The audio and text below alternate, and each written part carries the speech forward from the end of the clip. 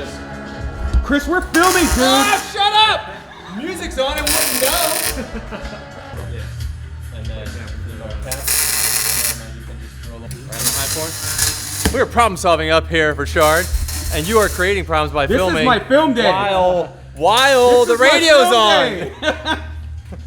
Jackson, I'm turning Exactly, the music that's off. what I say. You keep. I'm turning the music off, Jackson. You just keep that camera red hot, dude. Everything we're doing is cool. Understand that. Just this one time, you can do it.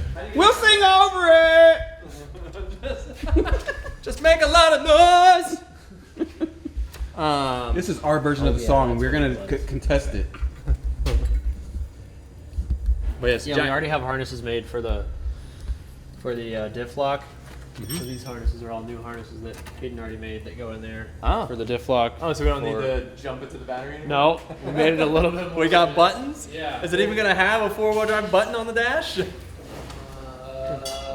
No, I don't know. I don't remember where we landed on that one, but it'll have a button. Well, it's going to need to have a button. How else do you turn it on? It's going to have a button. It has to have The button will be there. Yeah. Does Motec make a little 4x4 button? I don't think so. I bet they do. I bet they make a front diff button. They probably do. Guarantee it. Yeah. Like, they put Motecs in all these stupid Kinds of trucks. stuff. Yeah. Look at our travel. Look at it. That's all the way up, dude. It's never gonna go that far. I take that back. I hope it doesn't ever go that far. Everything Problems. is, everything Big is problems. coming out under here. But yeah, no, he's doing a killer job. We got the tube structure coming in, sleeves to bolt in, the front cross member that holds all the coolers up front, and then he's just gonna start just tying in. Because the biggest thing, like I said, is we're trying to strengthen this. And the setup that we had in the vehicle before, we already bent it once, and then it got rebuilt. And CJD built us a different engine cage because the first one they built us bent. The second one was better. We didn't bend anything, but it was just really hard to work around and get to. And then, like I said, with the 37s now, you can see the clearance is obviously the biggest concern outside of this 37-inch tire. So we're going to have to take a little bit out of here, out of this steel still, and then cap that. This is just max travel. It's going to be about 2 inches less than this because of the actual tire to the cross member. Like basically, if it goes down this far, like the whole thing is in the ground. Anthony's been like helping us kind of have a good understanding of how to measure for all these things and kind of like the ratios and the clearances you want to aim for because everything compresses further than just measuring. You know, we're so used to such small windows where if you leave yourself like an inch of gap, like it might compress that like extra half inch and you're still good. But with the trucks, it's like, you know, you have so much deflection in the tire because of the tire pressure, so you have to keep that in mind as the truck compresses and comes down to the ground. So, you know, the actual cross member clearance versus where the full travel of the wheel itself and then the tire compression all factored in. So he's definitely helping us learn a lot, and it's good. This truck is hitting a whole new stage, which is awesome. But yes, the truck stuff is very time consuming because you can see just how far into the vehicle you have to go to build these components, right? I mean, obviously we do very similar stuff with the drift cars. You can see these cars are all torn all the way down too. So it's very, very similar. There's just, when it comes to the trucks, like, yes, of course you can bolt on some suspension, go out and have a good time, but, you know, just like any form of racing, you know, the faster you go, the better you want the vehicle to be. The stronger the equipment you want to be, the deeper into the vehicle you have to go. And so, as we mentioned before, the first time we ever pulled the motor out of this car was just before we started getting into this. Everything on this vehicle was built with the drivetrain still in the car. So we did like lift the cab off, we lifted the bed off and everything else to do the cage, and it was very, very stripped down at that point, but the engine still never came out. Even when CJD added these towers in, it was still done with everything in the vehicle. So now that it's all out and out of the way, and we got all the sheet metal out and out of the way to let us clearance those much larger tires than we've ever run before. We started on 33s, we went to 35s, and now we're doing 37s. So, like I said, now we have this actually tied back into the structure of the cage, which is fantastic. That's what it needs to be. And that's what we never had before. The cage ended right here, and everything up here just was living on its own.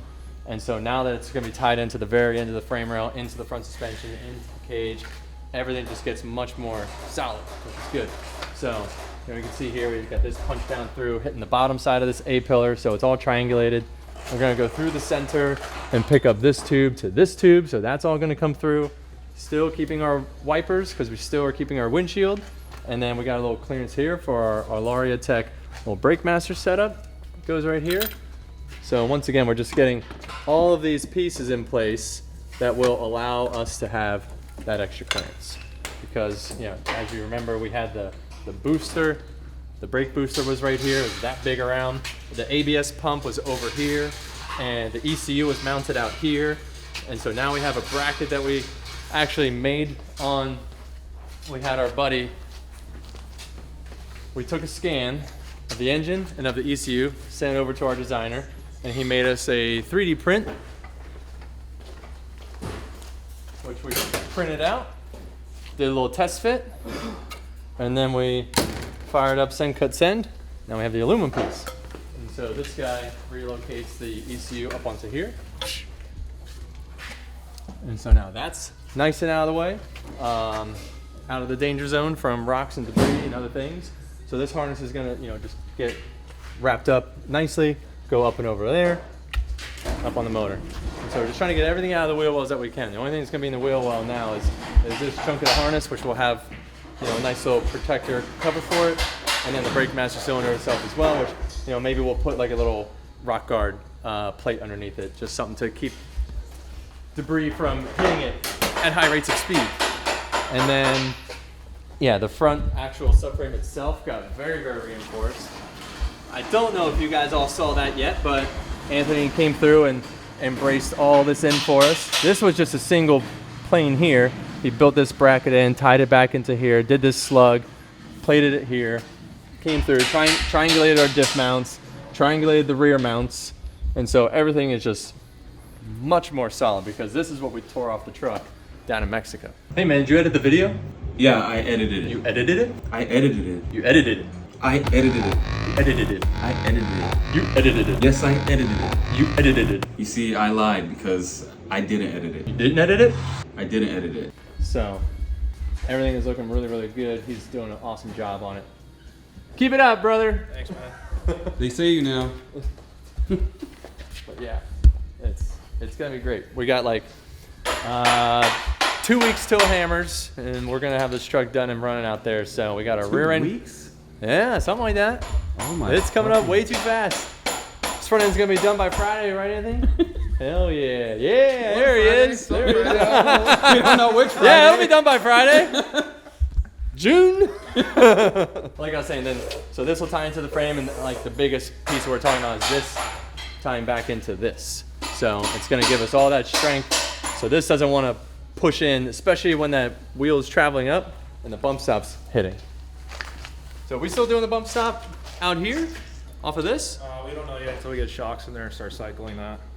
Cool. So Yeah, because the bump stop used to be mounted off of this plate, which is basically what created this to move, because it bottomed out. This basically transferred all its energy into that and just, so that's why we're trying to get everything triangulated up here and drop that boy in there and good to go. But yeah, there's definitely a way to do it. I mean, because this is still going to be tied into this, and then we're going to be hanging that bump stop through it somehow. it's actually gonna go from this corner here Mm-hmm. to that corner here. Cool. So the tube's gonna grab on top and on the bottom.